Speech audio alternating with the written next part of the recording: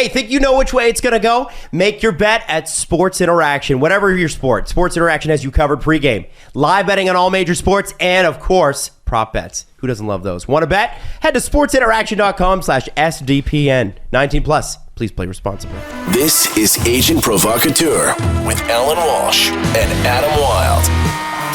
Powered by Sports Interaction. Want to bet? Welcome to another episode of Agent Provocateur. If you don't know by now, I'm Allan Walsh, here with Adam Wylde. Adam, how are you? I'm good, Allan. I'm struggling with my internet today, and I'm a little frustrated at the moment. But other than that, I'm doing great. How about you? Well, it's been raining since I got off the plane from Halifax.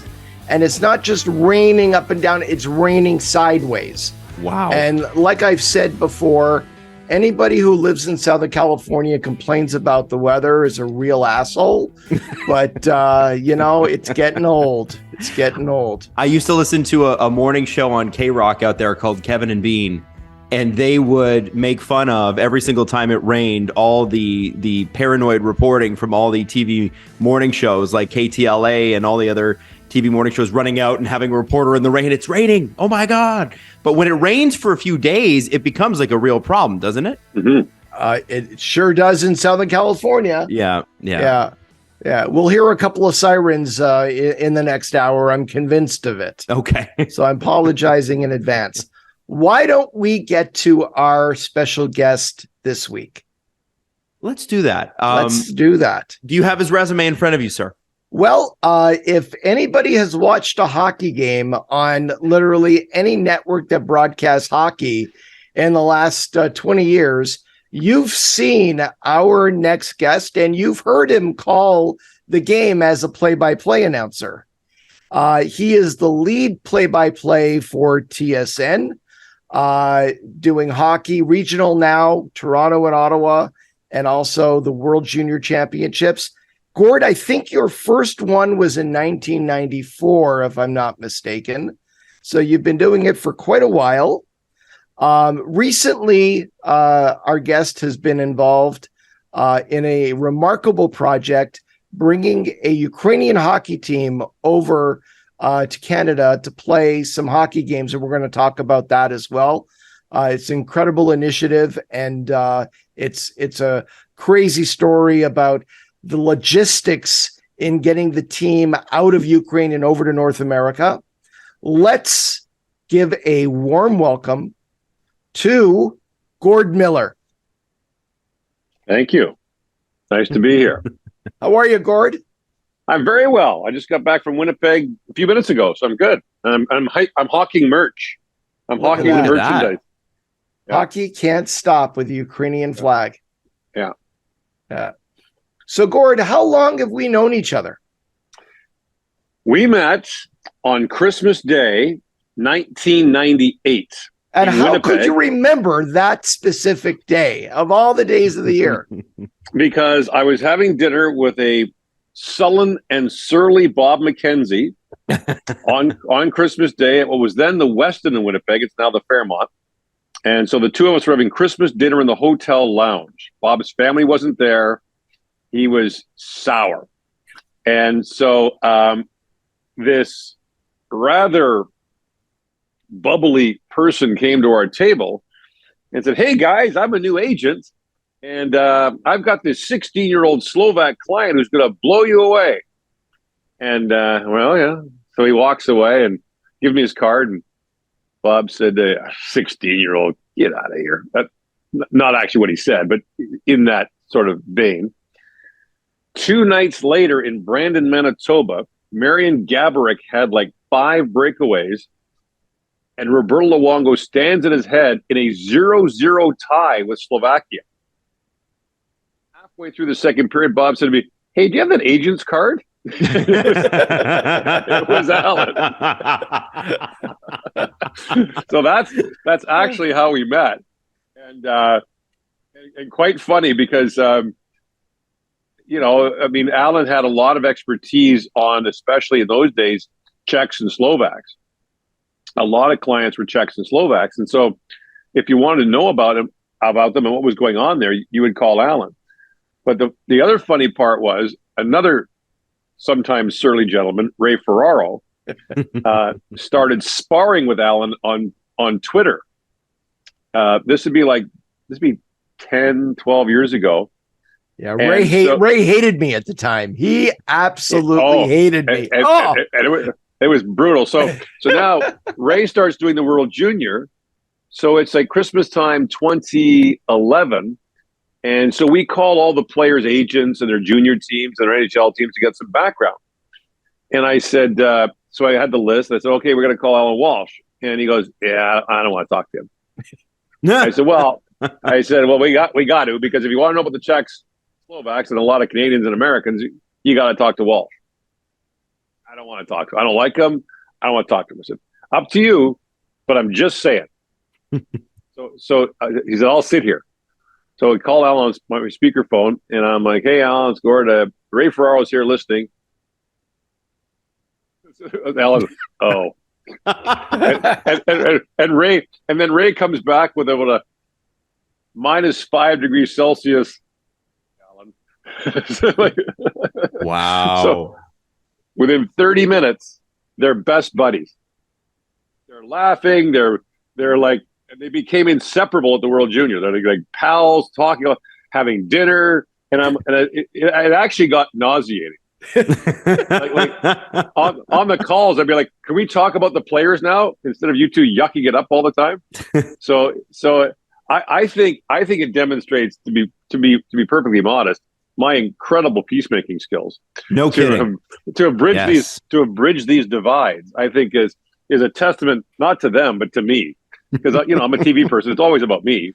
So so that's how I got to know Allan, and I think that it started with his expertise, obviously, in Eastern Europe, and at that time, that's 5 years after the split of the Czechs and Slovaks, which happened in the middle of a World Junior.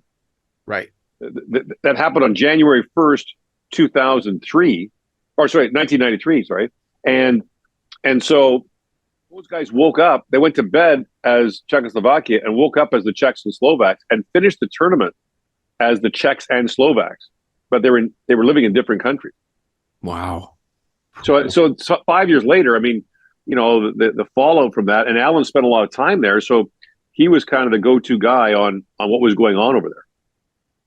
Yeah, around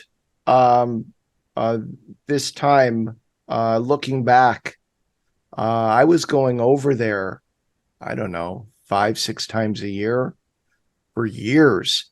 I recently calculated that I've probably been over there over 70 times. Yeah, So- and the amazing thing about it is that you'd think that someone who'd been there that much could pronounce the names properly. But the one thing you don't do, Allan, is ask him how to say a guy's name, because he has no idea. No, what's funny is like, you're such a stickler for needing the correct pronunciation, and I call guys when it looks like it's spelled, and nobody ever corrects me, and that's what everybody calls. Like, I'll give you an example. In Hamilton, Jan Yannick, client for several years now, everybody there called him Jan. And it got to the point where every once in a while I would slip and call him Jan, and it's Jan. And you just go with the flow, man. Just go with the flow. That's what you can do, Gord, right? You can just go with the flow on a World Juniors broadcast. We'll just make it up. So yeah, Michael Frolik was one of my favorites early on. It's Frolic. Really? Bobby Holik. Wouldn't it be Frolik? No, it's Frolic. Really? Okay. No, it's not. No. The funny thing is that people say to me all the time, how do you get those names right on the World Junior? And I always say, you don't know those players. How do you know I'm right? Yeah, we're really relying on you, honestly. You're like, you know what it's like? You're like a taxi in like some far off country, and I'm your driver. Like, you have no idea where you're going, and you have to trust that I'm not taking you on some kind of crazy ride. That's right. That's right. How do you do that, by the way? Because, there's so many exciting moments. And I know we make fun and that sort of thing, but, there are guys that make it in the NHL and are here 2 or 3 years and we're still struggling with their pronunciation. How do you do it in a couple of weeks? So the language is evolving, and certainly we are more in tune now with saying things properly. But, we don't say Roma. We don't say Praha. We don't say München. We say Rome, Prague, Munich. We don't say Paris. So there are differences, but whenever possible, we try to say the name as close as possible. So Yuri Kulich from the Czech team. We don't say ich in English. So ICH in Czech is like ich. Not quite that hard, but so we cheat it. But we try to say the names the best we can. What's interesting is that had he come over later, we've said Teemu Selanne's name wrong for 30 years. It's Selanne. Is it? Yeah, in Finnish, the first syllable is always accented. If you want, so what you do is over time you learn the linguistic sort of rules. So for example, in English, TION is shun, right? Like location. So in Finnish, the first syllable is always emphasized, and you pronounce every letter. You pronounce, so like HIE is hie. Like you don't say he. You say every letter. So yeah, he's Teemu Selanne in Finland.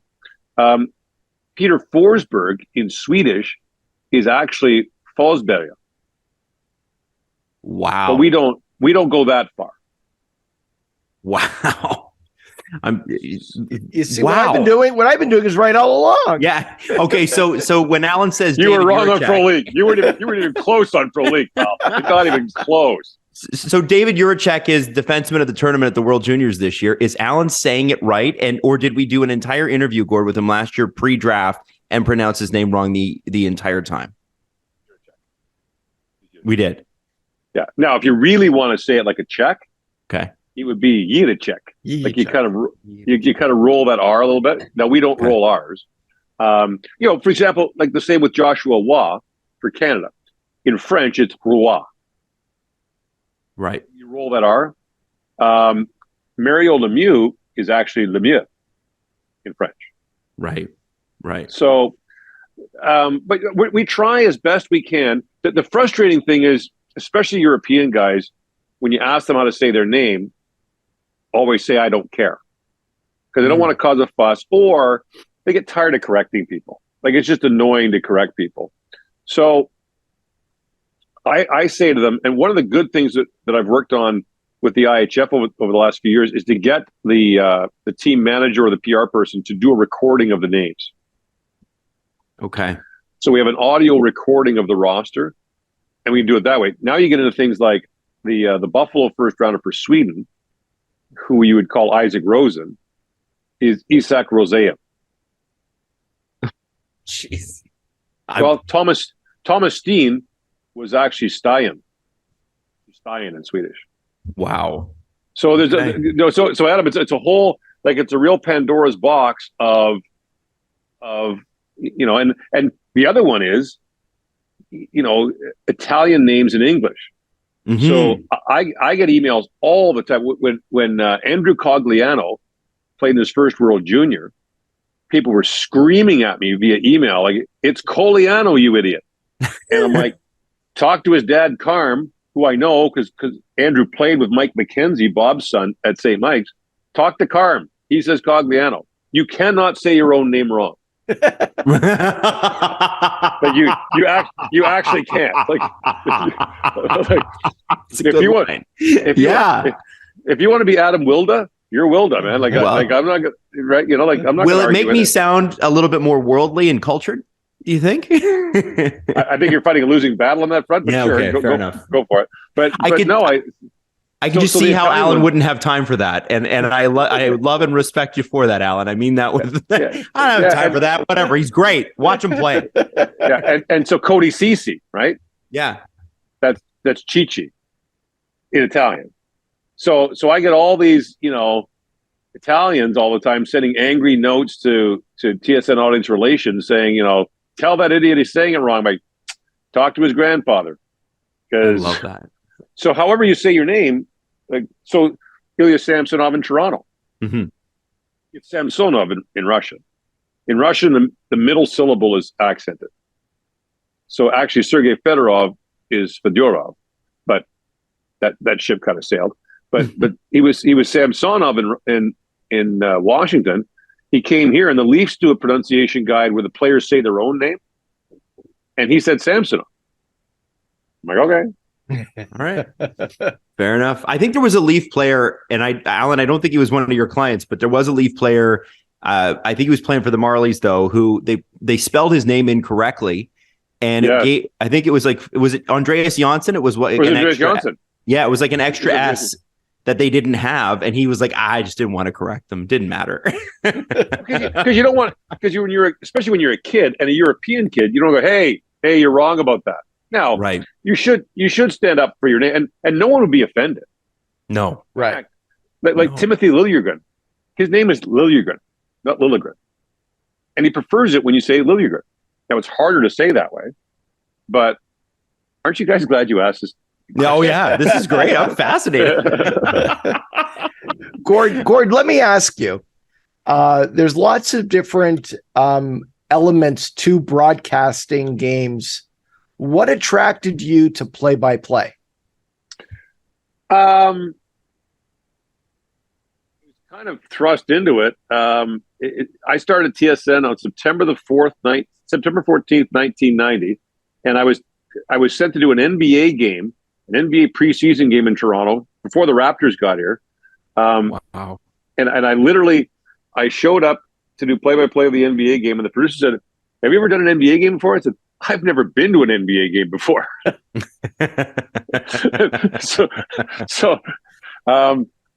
What I like about it is, you know what? I'm a perfectionist, but I do have an element of that to me. And if you're a perfectionist, it's perfect because you can't be perfect. You'll never be perfect. So you have to accept that you do the best job you can for the 3 hours, and then it's over. Like it's not like writing an essay where you can stay up all night tinkering with it until it's right. With play-by-play, you don't have to stay till it's right. Like the game ends in 3 hours, whether you did a good job or not. And you just have to kind of you have to learn from it, and in a sense, park it when you make a mistake. But learn from that and then move on to the next one. And don't let a bad game turn into a bad week, turn into a bad month. So that's part of what appeals to me about it, is just that sort of, you do the game, you don't know what's going to happen. You have no idea what's going to happen next. And you do the best you can, but then it's over.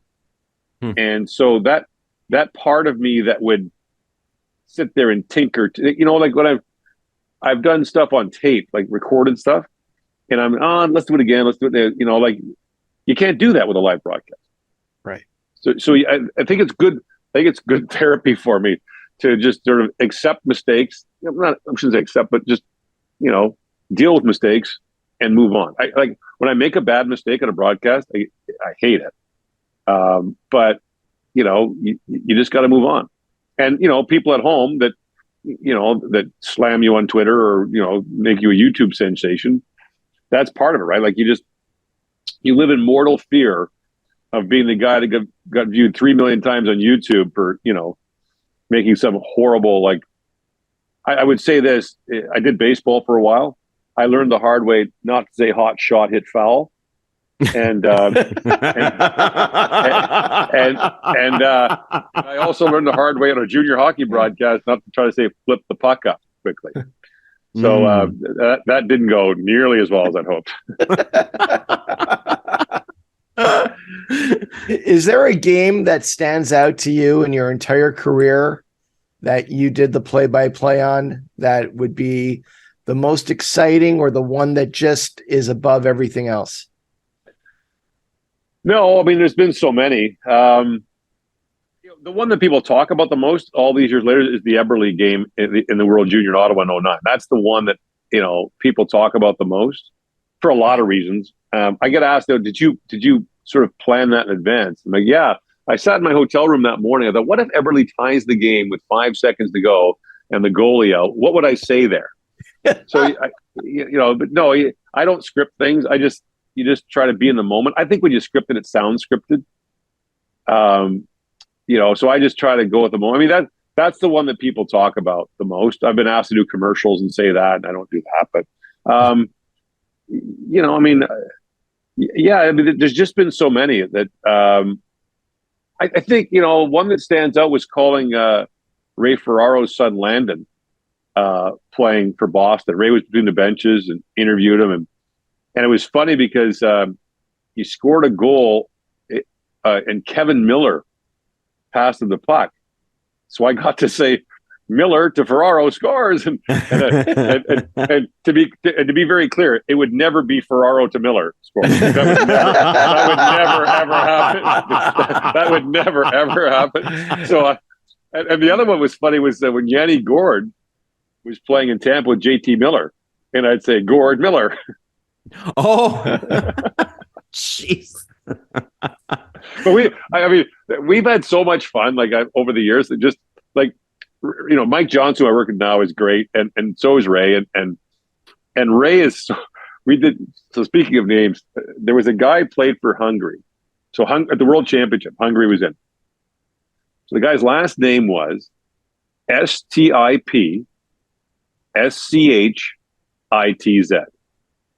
So Stip Schitz. So I go to the. Stipshits. Yes, his name is Bensei Stipshits. So I go to the team manager. I'm like, Steep Sheets? No, Stipshits. Sheets? No, Stipshits. I'm like, oh. So now Ray who is like a 10-year-old, is dying laughing every time I say it, and he's their best defenseman. He's got the puck all the time. So now he's dying laughing every time I say it. So I got to look away from him because he's giggling. And now he writes me a note and says, I'll give you $50 if you say Stipshits dumps it in the corner. So now I'm dying on the air. I can't keep it together. So, yeah. But to answer your original question, Allan, no, I think that I think what I like about it is every game is kind of its own unique, you don't know what's going to happen. And that's it's always fresh. I like the World Junior because it's a different cast every year. It's mostly, new players. So it's something different every game. You can go in and prepare and, think, okay, they got a good power play. So you got a bunch of power play stats. I remember doing a Jays game once and they were playing Tampa. And the pitcher for Tampa he had the worst ERA in the American League, and he hadn't lasted more than 5 innings at a start all year, and he had all these horrible stats. So I had all this stuff on how terrible he was. He was Tom Seaver that day. He pitched a 2-hit shutout, and I had nothing for that. I had nothing on him being good. I mean, well, this is unusual since he lasted 2 innings in his last outing. So that's what I like about it. It's just people say, "What's my favorite game?" I would say the next one. Right. Well, we together have experienced a lot of World Juniors all over the world, and over the course of the years, developed a really nice tradition of going out for dinner one night together wherever we were. So, I think the first one may have been Finland, and then Sweden, and Vancouver. And just some wonderful dinners mid-tournament, being able to get together. A large group of people. So I kind of so January 3rd is always an off day at the World Junior. It's the day between the quarterfinals and the semifinals. Right. And so I usually have we've had as many as 25 people at that dinner. All kinds of people. And so and certainly, Allan, of all the agents on the list of all the agents that I know, you're certainly on it. So,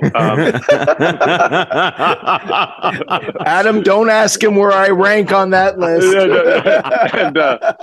But yeah, we've had all kinds. Really, we had one in Prague one night that was a defense attorney. We've had politicians at it. We've had all kinds of different people that are around, and I think that's one of the best things about my job is sort of the different people you meet from different walks of life and the places you go. and the experiences you have. And I think that's a really, I just finished with this Ukrainian tour that we were talking about earlier, or referred to earlier. And, those are people that I've met over the years that become friends. And I think that's the community of hockey is my favorite part of it. There's things I don't like, but that's one of the things I like the best about it. That's a great segue into a project you've been heavily involved in for the last while. Why don't you tell us about the Ukrainian hockey team coming over to Canada and some of the things you did to make it happen and logistical nightmares you encountered along the way? Well, a lot of people did a lot of work on it. I should make that clear. What happened was in December of 2021, members of the Ukrainian Ice Hockey Federation came to Canada kind of on a fact-finding mission. They wanted to learn about minor hockey development, skill development, coaching. So I put them in touch with a bunch of people from like the Ontario Junior A League, minor hockey, Manitoba, Hockey Manitoba, and others because they visited Manitoba. Obviously, the war changed the dynamic for them a lot. So they had been invited to play in the World University Winter Games, which are coming up this week, actually, in Lake Placid, New York. During the World Junior in the summer in Edmonton, I was talking to a member of the Ukrainian Ice Hockey Federation I knew, and they said that they wouldn't be able to go. Couldn't get the team together. How would they practice? Who would they need some exhibition games. And I was talking to Jay Woodcroft, the coach of the Oilers, was in the room with Brad Holland, the assistant GM, and they came over and we were talking about it. I said, what if they played some exhibition games here? Like, what if they played American League teams? Yeah. And then Jay was like, what about call Ian Herbert, our old assistant coach from the University of Alberta? He's the head coach there. So I knew Ian and called him. And he said, well, we're having a conference call with the Canada West head coaches in 2 weeks. Why don't you come on that Zoom call? So I came on. I said, what would you guys think about playing this team? And they're like, great, we'll do it. And I'm kind of like, oh, so I guess we're doing this. And we drew up a schedule and kind of, it's hard to make it work. We drew up a schedule and agreed to it on that day. So I called the Ukrainians and I said, hey, guys, we've got this tour assembled. And they're like, fine, but we can't afford to play in it. Mm-hmm. Like we can't get out of here. A, we're having a hard time getting out of here. And B, we can't afford it. So then I called some friends in the corporate community who have been to some of our World Junior dinners. Allan's met them. And so Tim Hortons, Sobeys, Bell, Sporting Life, Ticketmaster all signed up as corporate partners. So we had the money to bring them over.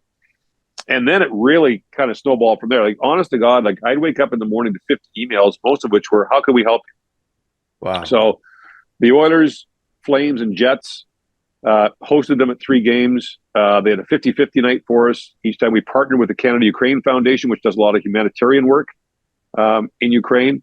So all this came together. So we've got, Fanatics made merchandise for us. And, I know nothing about organizing tours. So I called like a team services guy in the NHL I know, put me in touch with the guy that does all the buses for NHL teams. There's one guy in like Springfield, Illinois, does all the buses for the NBA and NHL teams. Like everyone just calls this guy, need a bus to pick us up at the airport, and he does it. So he did this for us, and hotels, the Marriott hotels was unbelievable. And so I'm learning all this stuff, and I'm learning about merchandise. I don't know nothing about how it works. So I had a crash course now to how much merchandise should we order and all this stuff. So then the event's coming up. Well, then the power went out in Kyiv for like 8 days because of the relentless Russian shelling of the power stations. So the team was supposed to take the train up to Warsaw, but the trains weren't running because of the power being out. And then the power came back on great, and then the rail part of the train tracks got destroyed by a missile. So now we got to get a bus to get them from Kyiv to Warsaw. So bus companies aren't exactly lining up to send their drivers into Ukraine these days, but we managed to get a bus to take them up to Warsaw. They flew to Munich, and then their Air Canada flight was delayed by 4.5 hours. And this is don't right mention in the middle. Air Canada. No. Oh, you're right. Oh, right. Yeah. Oh, sorry. Yes. I just go ahead. Sorry to interrupt. Yeah. I apologize. Yes, I know it. So now they got like an hour and 15-minute turnaround to get to Saskatoon, and if their gear doesn't make it, we're done. Like it'll be weeks, but it made it. Now I may have nudged that a little bit, not as much as you nudged your text gear. I not as much as you did, and certainly not as publicly as you did. So the team got. So the team got what here. You're talking about. Yeah. These kids, if you'd said to them in August, not only play in the World University Winter Games, you will be the guests of honor and get standing ovations in 3 NHL arenas, and then play a game in one in front of like 8,500 people. So we sold the entire lower bowl last night in Winnipeg. And so the deal was, sorry, I'll backtrack a little bit. The Jets heard what we were doing, and Mark Chipman called me, and Mark's like, how can we help? And I said, well, if you can promote it, whatever. He said, well, how about our building? And we'd looked at using NHL buildings, but it's too expensive to open. And I said, Mark, we can't afford to rent your building. So we'll give you the building, just cover the cost of the staff. So we agreed that we'd only sell the lower bowl. For staffing purposes, you can use a lot less staff. So we sold the lower bowl, and it was just incredible. Like the first game in Saskatoon, they had no NHL support. They don't have a team there, but it was sold out. The merchandise sold right away. Incredible crowd. Then they bust down to Calgary, and a private donor said, I want to help out. What can I do? And I said, well, they got the day off today. I could send them to Lake Louise. Would you pay for that bus? So yeah, so he paid for that. Calgary and Edmonton did a great job, and then they went on to Winnipeg, and just the scene last night was just incredible. I was on the ice for the ceremony of puck drop, and it was Husley, the famous Ukrainian choir in Winnipeg, sang the anthem, and it was just like chills. It was unbelievable. So they left today for the World University Games, and things aren't good in Ukraine. I'm not going to lie to you. Like, the narrative here of the plucky underdog, is great, but the truth is they're suffering really bad. And so we did a little thing, just a little thing, to hopefully, make their lives better. We were able to get the signal back to Ukraine so they could televise the games there. Wow. And so, it was I talked earlier about the community of hockey. This was an example of the Canada West coaches, the athletic directors, like all of a sudden they're hearing, we're doing what? Because I kind of went backwards. I talked to the coaches first, and then the coaches talked to the athletic directors, which is kind of not how you do it. And I'm sorry, we're hosting who, what, when? and they were all, yeah, we're doing it. So it was just a great community. And I really, it was a lot of work by a lot of people, and I'll never do it again. But it was quite something. Did you have a chance to sit and talk to the players and the staff about what's going on in Ukraine right now and what they're experiencing day to day? Yeah, and it's not good, and I think we always say, "How are you?" And I think that's a loaded question for them, because the answer is not good. Right. The trauma of enduring this for almost a year now, of air raid sirens. We'd be on Zoom calls planning this thing, and all of a sudden the air raid sirens would go off, and missiles are landing nearby, and people they know are being killed, and they have loved ones in the military, and some of these young players were in the military and got waivers to be released for this tournament. Zelensky thinks it's really important that Ukrainians don't disappear from the international stage. So a Ukrainian won the Univision Song Contest, or the Eurovision Song Contest. He wants their soccer teams playing internationally. He wants the hockey teams playing internationally. Their national men's team just beat Italy in an exhibition game. Italy coached by Mike Keenan. So their coach is quite proud, because they also beat Hungary, coached by Kevin Constantine. So they just beat 2 NHL coaches. Wow. But it's not good there, and they need our help badly. They need a lot of help badly, and obviously the military end of it is being handled by governments. But in terms of fresh water, in terms of medicine, bandages, supplies, they are running short of that, and they need our help. So we raised a lot of money, but I think also we raised a lot of awareness, which is important too. Right. Just tremendous. Tremendous. And how long are they going to be over here now before they go back? So I think the university games are I think the opening ceremony is tomorrow, and I think they run like 10 days, something like that. So they'll go back like at the end of January. So they'll have been gone for about a month.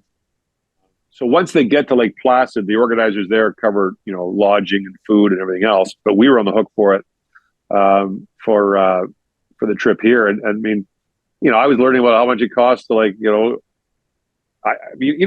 go to a hotel and they have those, like the team meal or whatever, and walk by that and sometimes they eat at it, whatever.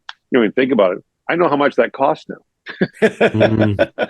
So like I'm going through okay, no, they don't need the sausages. They don't need that. we'll just have bacon. Scrambled eggs and bacon is fine. Not too much toast. So I mean, because and Tim Hortons was great because they, in addition to giving us a financial commitment, they also gave us gift cards to give away at games and gift cards to give to the players. No, so that's great. They took the bus from Edmonton to Winnipeg, which is a long ride. They stopped at the famous Vegreville Easter egg. Have you guys heard of that? Vegreville, Alberta has the largest Easter egg in the world. It's this big sculpture, it's giant. So they stopped there for a picture. Then they stopped in Saskatoon, and the local Tim Hortons franchise owner had everything ready for them when they got there. Like it was just when they got to Winnipeg, the Ukrainian community there had box dinners for them to take to their rooms because it was Ukrainian Christmas. Wow, that's right. Wow. So yeah, it was really neat. Like it was just really neat, thoughtful stuff going on. And so they go home at end of January, and then they're right back into that life, and that life is not great. Right. Wow. It's going to give them that little bit of I don't know what to say about that. It just feels like it's got to be such an awesome sort of departure for them to be able to just focus on hockey and do that for a while, like kids in our country get to do and don't even have to think about it. Right, and that's they love hockey, Adam. That's kind of what they do, and I think the other thing is one of the things that we're working on is a foundation called SaveUkrainianHockeyDream.org. And that's working on restoring and keeping arenas going. So what they're doing in Kyiv and some other cities is keeping the arenas open all day so that children can skate there. Wow. Just go skate. Just get away from all the bleakness and just go out and have a skate. And that's, with all the power outages and water shortage and everything else, it's hard to keep the arenas going. And so, I think that it's one of the best lines I heard through this whole thing was a guy from Fanatics who make the merchandise. So I called them. We didn't actually finalize the tour until late November. Like it didn't seem like it was going to be possible, but we finally finalized it in late November. So I called my friend at Fanatics and I said, could you guys do some merch? And now remember, this is when all the shipping problems are going on. Like distribution lines are all messy. And he says, yeah, we can do it. He said, we'll have it ready in like 15 days. We can get it shipped to you. I said, wow, that's amazing. And he said, we do difficult things right away, Gord. The impossible takes a little longer. and it was amazing. And so, yeah, I think that I can't believe it happened, to be perfectly honest. I mean, I can't. I sat there last night looking around at that building and thinking, I can't believe this happened. And I can't believe all the things that a whole bunch of people had to do to make it happen. Right. So, there was stuff like, the hotels, right? Like we're literally scrambling because we've got to make the budget work. The sponsors' money has to cover the expenses so that all the other money can go to the charities. Because otherwise you get into a whole accounting nightmare because money designated for charities can't be used for expenses. Right. So I got to try to keep the hotel expenses down. So I got the Delta Hotel at Edmonton, where I had my high school grad, and the Delta Hotel in Winnipeg both did deals for us. But then the Oilers asked for the team to be there for their game on January the 5th, and that was the day I'd booked them to bus from Edmonton to Winnipeg. So now I got to call the bus guy, who probably is like, who is this guy and why? And then I got to call the two hotels. Like, yeah, sorry, I need an extra night at your hotel and one less night at yours. That's in 2 days. So, but everyone, like, I'm sure I was like the most hated person in Canada by some people with all these changes. But yeah, it was, there was a lot of twists and turns along the way. I think you were second to me. Oh yeah, no question. As I've often said about you, Allan, and to you, and I say this to your face, that your job is not to be popular, and you do a very good job of it. It's funny though, Gord, the people who get it and the people who don't. Yeah. Because like we sit there and we're like, yeah, we get it, right? But there's so many people out there that just don't understand what my job is, and whether I, with all sensitivities to other people who may be going through tough times or canceled flights or stranded at airports, I'm truly sympathetic to that. I don't revel in that at all, but I don't represent them. Mm-hmm. Right? I represent a client who is about to, step on the ice and play hockey in a game against Canada. And yeah, in the grand scheme of things, is not having your gear and not having your skates the same as a poor family stranded in an airport that, has been locked up with a pandemic for years, and first time they're going to get together and they miss Christmas together because canceled flights, snowstorm, this, that. I'm very sorry, but my job is to get the gear back. Yeah. And to be clear, it's not like someone else didn't get their luggage because you're a checked in. Right. Exactly. Like it's not like you're queue jumping in a hospital or something like that. But I would say that, I have a friend who's a defense attorney in Vancouver. And so he represents, obviously his clients are mostly, really bad people. Not many good people need defense lawyers very often. Right. But most of your clients are criminals. Yeah. Right. By definition.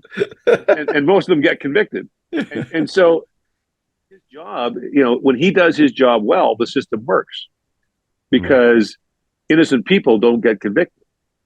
Right. That's the whole idea. But people don't, Allan, you were a prosecutor. Everyone loves the prosecutors, right? You're putting bad guys in jail. But for the system to work, there has to be someone on the other side who is equally zealous. And I would say that, in the agent business, I don't agree with everything you do. We don't always agree. But your job is to zealously defend, to represent your client's interests, and you do that. So, but I think that it's a misunderstanding of what your job is. Your job is not to make a team better. Your job is to get the best deal for your client, or to be liked, or to be popular, or to care about it. Right. And so the fact that the NHL has artificial salary restraints is not your fault. Right. And it's not your client's fault. So, I think that, and also conversely, I think that you and others have acted sometimes in the best interest of your client in saying, no, you shouldn't play in the NHL right away. Mm-hmm. And to say, because there are some who just want to get their guy into the league, because once he starts making that entry level contract, A, they get paid more, and B, they're getting closer to the next contract. But we've seen year after year and time after time, young players get chewed up playing in the NHL too soon. Yep. And so representing a client has another side to it, which can be A, saying, you're not ready for this, or B, telling them an uncomfortable truth. Which is you're not playing very well, or you're out of shape, or you've got a bad attitude, right? And that's what some agents aren't willing to do. Totally agree. Yeah, and that's a hard part of the job. I think there's a lot of hand holding, and there's a lot of stuff that is recruiting 13 or 14-year-old clients and things like that is gross. And I think doing sort of quid pro quos, say, okay, you gave my star client a big contract, so now my little guy, we'll shuffle him to the side. Well, every client deserves to be represented, just like, and I've said this for years about discipline. Pretend every victim of a bad hit in the NHL is Sidney Crosby or Connor McDavid. Well, what would you do then? Every player is entitled to protection from player safety. Not in this NHL. Not in this NHL.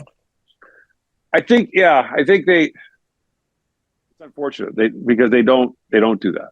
And I think that what I see in the IHF that I like is that they protect all players equally. And you may not like the standard, but especially with young players, they recognize that these guys may have long careers ahead of them.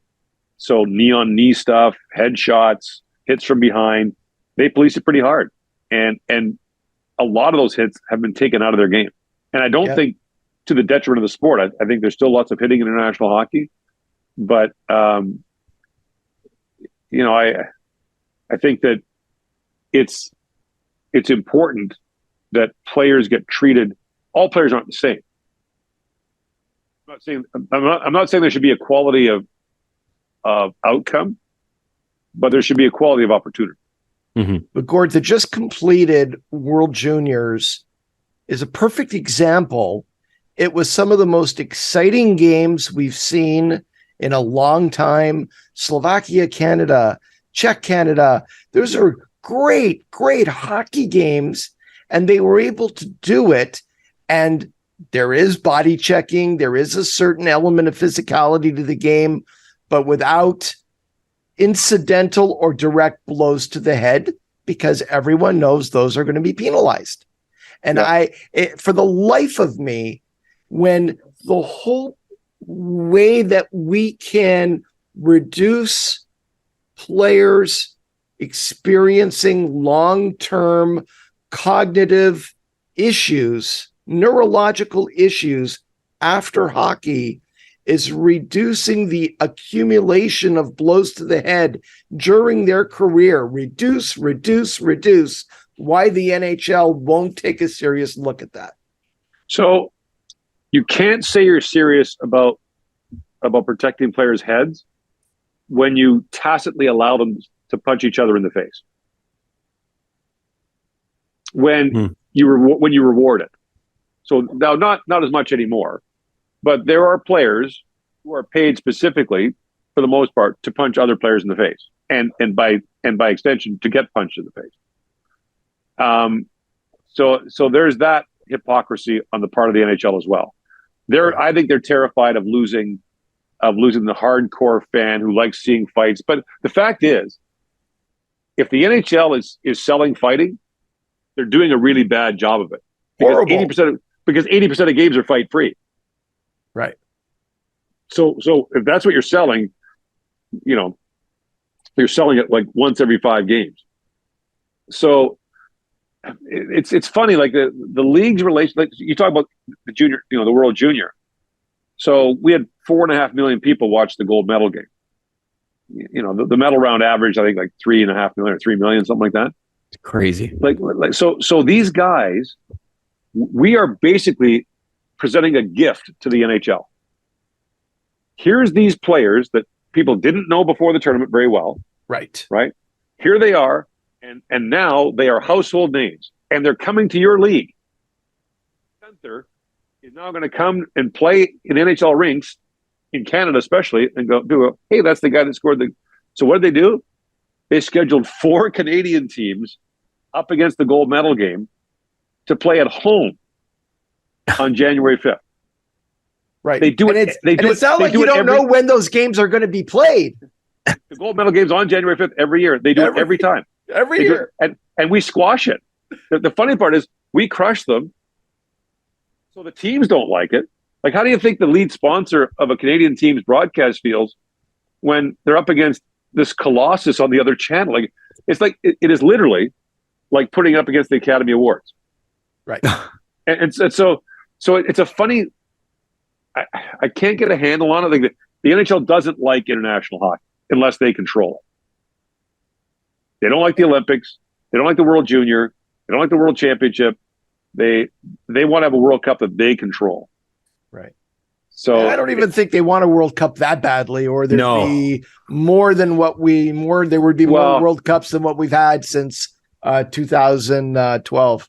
They can't figure out a way to monetize it, right? Because I remember when they announced, the World Cup. So the 2016 World Cup, they had a big press conference in Toronto, and they brought Patrick Kane and all these guys, and Henrik Lundqvist was there. And he's, they're sitting on the stage, and Gary Bettman's there and everything else. And someone asked Lundqvist, like, could this be as big as the Olympics? He's like, no, not even close. And you could just see the NHL guys going, oh. But it's true. He's right. So now soccer, to be fair to Gary Bettman, I think Gary Bettman does a lot of good things, by the way. And I disagree with him sometimes, but I think he's a really good businessman. As long as the NHL players in the Olympics, the World Cup is going to be a second-rate looking thing. Soccer doesn't let their best guys play in the Olympics. They make it under 23 to protect the integrity. FIFA protects the integrity of their World Cup, right? Mm-hmm. So because that's their big one. The problem the NHL has is FIFA controls soccer. The NHL and the IHF have, at best, a distant relationship. Yes. The NHL would never allow the IHF to stage a World Cup. Right. But Gord, how many star players of this now generation in the NHL have never, since their World Juniors, worn the jersey of their country in a best-on-best tournament? How many? Oh, we're looking at the last World Cup was 7 years ago. Right. I mean, and you had Connor McDavid and Austin Matthews playing for that Team North America. And I remember saying, like, what would happen if Austin Matthews scored an overtime winner against the United States, or Connor McDavid scored an overtime goal against Canada? How are they supposed to feel? Mm-hmm. Like it was just bizarre. Mm-hmm. Or some of Europe. It was like European team, and then Team Europe. Team Europe, because we don't want a bunch of guys from the Swiss League playing in a tournament. We want as many NHL players as possible. Correct. Right. So yeah, it is too bad. And I would say this, and my friend Simon Semberg, who like Allan, takes a lot of unpopular positions, and I think does it on purpose. But Simon's a very thoughtful guy. He used to work for the IHF, and he's now with the European Club Hockey Alliance, a group of European club teams that have banded together. He makes the point that if Lionel Messi walked down any street in North America, he would be mobbed. Mm-hmm. Right? Yep. If Mbappe, if Messi, if Ronaldo, if those guys walked down the streets of Toronto, Montreal, Vancouver, wherever, they'd be mobbed. I would venture to say that Connor McDavid could walk down the streets of New York or LA pretty much unhindered. Unrecognized. Mm-hmm. Yeah. I can tell you this, like, Gretzky lives in Florida, and people like pick up that drop name. But you know, I've been out with him, and I just did it again. And he gets pretty much left alone. People don't, but they've done such a poor job of exposing their top stars on the international stage. Really, like, and so my argument about the Olympics is, and I get what the owners say. I can't say to you on your, profit and loss sheet what line you get from going to the Olympics. Like, I can't say you'll make this much money from going to the Olympics. But the biggest corporations in the world spend billions of dollars to be associated with it.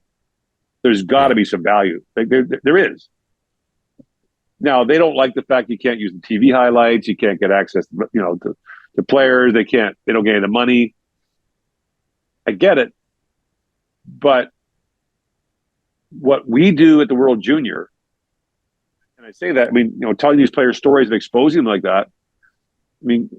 Connor Bedard was a great player before he got to the World Junior. Right. But he is supernova now. Because of the World Juniors. Yeah. Now, the stage matters, right? The stage matters. Do we hype guys too much? Maybe, but the fact is, if we just signed on, didn't do an opening, and just did the game, Connor McDavid would still be a gigantic story, and he's on that stage against his peers. We'd love to see it, and I think it's a tragic missed opportunity for hockey that this hasn't happened more often. And I think they'll go to Milan in 2026, but a lot of NHL owners don't want to go. Yep. Wow. Well, yeah. But you know what? I can make the business case for not going. season, the NBA made it clear because they're trying to make the Summer Olympics smaller. The Summer Olympics are out of control. There's too many athletes. So they talked about moving basketball to the winter, and the NBA was like, not a chance. Never going to happen in our midseason. Yeah, but what did the dream team in the NBA going to the Olympics when the best players started going? What did that do for the NBA's long-term business? Huge. It was great, but it was in the off season. Mm-hmm. Yes. It was in the summer. It was in their off season. So I think you got to take that into account. And also think about a market like Dallas. Okay. So let's just use Dallas for an example. So the Texas Rangers aren't playing. The Cowboys, they're going to be done. Whenever they're done. Yeah. But they'll be done within a few weeks anyway. So that February, March, where their only competition is the Mavericks, is a prime selling season for them. And every 4 years, they're going to shut down for 3 weeks in the middle of it. I think they should shut down every year for 3 weeks. Okay. And 1 year World Cup, 1 year Ryder Cup, 1 year Olympics. There should be a annual best on best in that window of time. Get rid of the All-Star game, get rid of the All-Star break, and just do those 3 weeks. You shut down, and everyone knows there's going to be two halves to the season. We're going to play half a season, we're going to have our best on best, and then we're going to finish the second half of the season. Okay, but some owners would tell you that would be like a clothing store shutting down for the 3 weeks before Christmas. If they it's their prime selling time. Like you don't lose. Now, my point about that is you don't lose games. Like you still play 82. You're not losing games. You're not losing revenue, and you're when we now look, Gord, back over the last 30 years of hockey, 40 years of hockey, 50 years of hockey. Started in 72 with the Summit Series, Paul Henderson, 34 seconds, 76 Canada Cup, the 87 Canada Cup, the Golden Goal. The Golden Goal. But Canada Cup's in 81, 84, 87, 91. Right. Mm-hmm. So but there's so many memorable moments that are etched in lore, Canadian hockey lore, world hockey lore, to not do it, to not have the opportunity really since 2016, but really 2012, to have this kind of best on best is just a huge missed opportunity. Years are going by, you're never going to get them back. Yeah, and I agree with you. I guess what I'm saying is, I'm looking at it from both perspectives, and I think that from an owner's perspective, it's really interesting. If the NHL season was shortened to 60 games, the Stanley Cup final wouldn't end in May. The season would start in November. NHL owners don't like playing in October, November, especially in the States. World Series, and football. College football, the NFL. It's a lot of competition for the sports dollar. So they view that February period, February, March, as their prime time. That's when they can sell without a lot of competition. And again, I think they'd be all for a big World Cup if they could keep the money. I think what each team got like $750,000 last time for the World Cup, something like that. Right. The players ended up with around, I think if they played in the tournament, they got 20,000. And if they didn't play in the tournament, every player in the league got 7,500. Yeah, 7,500. But you got to build the thing, right? You got to, and I think you got to work with federations and the IHF to make it happen. But the NHL is not really that collaborative on that stuff. They don't like to collaborate, and they don't like other people with their hands in their pockets. And it's a really interesting, difference in Canada and Europe. And a friend of mine was involved with the ownership of Inter Milan, the soccer team. And they were part of that failed attempt to build that Super League. Right. Which they basically they smashed the champagne bottle on it and then watched it sink as soon as they launched it. It went right beneath. It just went right down to the bottom of the ocean. Yeah, it's like, what happened there? Why didn't that work? But the funny thing about it is, we're trying to create North American style closed league. Right. So when you own a team, you own your team and 1/32 of the NHL. Because all that money stays in house, right? Whereas in England, it's the Football Association. So the TV money goes to the Football Association, and they give some of it to the Premier League teams, most of it obviously, but it runs their other leagues, it runs their kids programs, their women's programs, all this other stuff. The NHL, it's a closed league, Centralized revenue. right? And so that's the way they like it. So collaborating is not something they want to do. Right. Because they don't want to. They want to own the product outright. Right. And it's incredibly short-sighted. So Because I believe they'd be making more. There'd be more revenue, and the owners that are saying that would be making more money down the road. Their franchises would be worth more money down the road if they allowed their players to truly become international superstars, and that's one of the roads to get there. Okay, but look at it. Around the corner from me is a great Italian deli in Toronto, La Sala Maria. Great spot. It's got a terrible old sign over it. It's got a beat up storefront. The linoleum's old, but it's a great spot. So I say to the guy, Carlo, why don't you renovate? Because he's got to close his store for a couple of months. It's going to cost him $500,000. Is he going to sell more cheese? What if he doesn't? What if he doesn't? So just, the point is, Allan, I can say to an owner, if you guys start going to the Olympics every 4 years and you have a World Cup, in the 2-year window in between them, and you're going to make more money in 10 years. You'd be like, maybe, or we just keep doing what we're doing and making lots of money now. Well, that's what I mean. That's so trying to convince them that being associated with the Olympic Games is in their long-term interest, even though they get none of the revenue. Let's be clear, the IOC is never opening that door.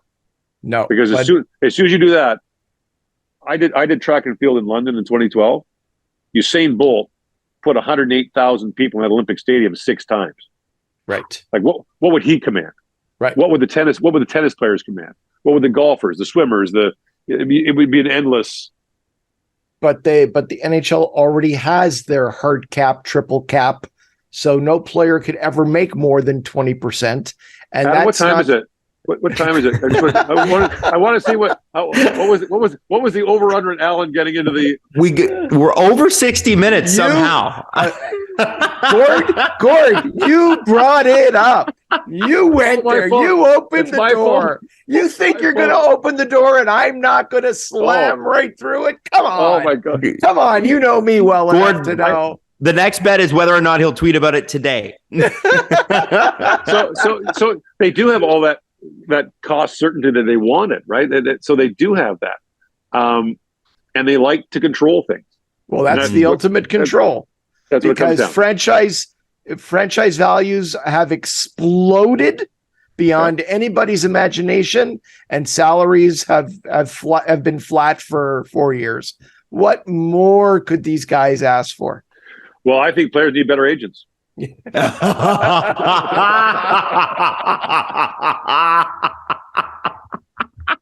agent community is doing a lousy job of representing their clients.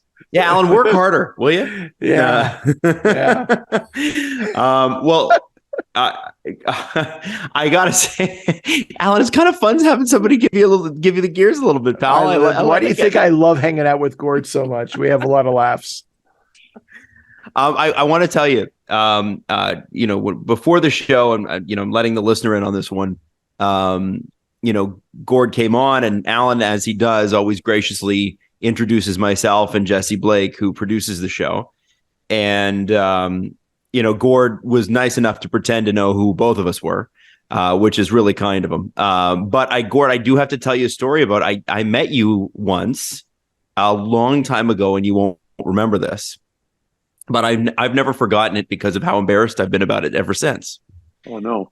And it so you got to remember. Okay, so Toronto kid, grew up watching you and Bob and Pierre Maguire on every intermission show way back. And this is like when Duthie was really young, like a kid. And I like lived and died by every broadcast about what you guys were going to say about the Leafs. And I remember, you're at that age where you're offended when somebody says something bad about your team. You can't believe it. So I'm at the Keg in Scarborough. Keg is a steakhouse for anybody that's not from Southern Ontario. Yeah. Okay. Yeah. And I'm walking out of the Keg with my mom, and I've got to be 10 years old. And I turn around and I see the three of you just standing outside, also leaving. And it's sort of like we're like leaving at the the door at the same time. And there's always the double doors, right? The breezeway. Yeah. So it's always a bit awkward when you're holding doors for people and everything. And I turned around and I said, Mom, those are the guys. And she said, and my mom doesn't know anything about sports. She's like, the guys from what? And I said, those are the guys from TSN. That's Gord, that's Bob, that's Pierre. And she said, well, why don't you go say hi? And I said, no, I can't. I couldn't do that. So then she comes up, she says hi to you and says, my son is a big fan. And you guys said, I think Gord, you held out your hand, I believe, to shake my hand, which I promptly did. And then I think you asked me a question, and I was so tongue-tied, my mouth went completely dry and I couldn't say anything. So we stood there. We stood there for about 30 seconds with you guys staring at me and me staring up back at you guys. And then my mom was smart enough to say, okay, well, thank you very much for your time, and then leave me away. So it's been one of those things where every time I'm like in the shower and I think about it, it's kind of where you go, you scream, you know what I mean? Like, I should have said something. So a couple of things. I don't like you thinking about me when you're in the shower. Oh, sorry. But I mean, of course, Allan's got the great Ken Dryden story where he got a picture of Ken Dryden and his head's cut off. Yeah. Ken Dryden's head, his father famous was head's cut off. But I've got one with Danny Gallivan. I was 7 years old, and I ran to Ken Dryden, and I wrapped both arms around his leg, and I started to cry. Yes. And he looked down at me. He was expecting to meet me. It's a long story, but he was expecting to meet me. And he looked down at me, sobbing as I was clutching both arms tightly around his leg. And he says, Mr. Walsh, I presume. and with tears rolling down my eyes, I looked up at him and I said, yes. And then his father took a picture. And it's Ken Dryden from the neck down, which is so funny. But mine, Adam, is Danny Gallivan. Okay, I love Danny Gallivan. I worship Danny Gallivan. He was the best. I never met him. I was at the Hockey News Awards, and I just finished calling the Memorial Cup. So it'd be like 93, maybe. Okay, 94, I think, and. I'm at the Hockey News Awards talking to people, and I get a tug on my arm, and I turn on. It's Danny Gallivan, and he says, "Gord, I just want to say, great job in the Memorial Cup. Really enjoy listening to your play-by-play. Congratulations!" And he sticks his hand out, and I give him the dead fish, I just like the dead fish, and I go, me too. He said, like, which is not like what? And he says, Are you enjoying the evening? I said, too. What? You said me too. and now I'm completely flustered. And he says, well, meeting you. He walks away. And that was the only time I ever met him. I was dying. A Savardian spinorama. Yeah, a Gord Millerian. Yeah, me too. Oh. So we've all, Adam. I'm glad we got a chance to. You're not tongue-tied today. I'm glad. I'm glad we finally got to right that horrible wrong. That was. That Keg story stuck with me for years, Gord. You don't know, like it's been eating at me. So thank you for making the time. And I've since met Bob, although I'm still too afraid to tell him that story. So I wanted I wanted to get it out there. As we learned in 1998 at Christmas dinner, as Allan learned the hard way, Bob does bite sometimes, so you got to be careful. He was pretty surly that first time. Well, listen, Gord, we've held you hostage here long enough. So appreciate your time. You're always very generous with it. Congratulations on all the work you did bringing the Ukrainian hockey team over. It's truly a remarkable accomplishment, and just so good for these kids to be here and to be playing hockey and to get a little respite for what's going on back home. And so really congratulations on all that and all your efforts and everyone else's efforts in making it happen. And you've always got the best stories. You're a good friend, and thank you. Thank you for coming. This has been Agent Provocateur with Allan Walsh and Adam Wylde. Powered by Sports Interaction. Want to bet? Follow Allan Walsh on Twitter @WalshA. Subscribe wherever you get your podcasts by searching Agent Provocateur and hitting the subscribe button. YouTube.com/SDPN.